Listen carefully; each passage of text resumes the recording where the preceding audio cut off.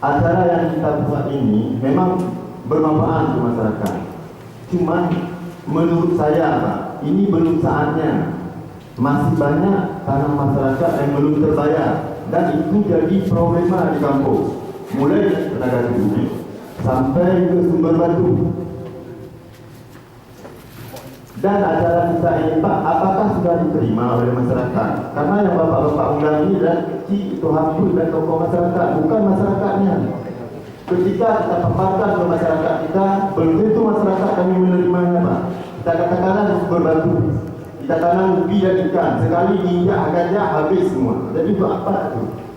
Terkecuali mungkin yang masuk sama masyarakat kami batang karet itu mungkin bisa, tapi kalau ubi ikan sekali diinjak gajah habis semua.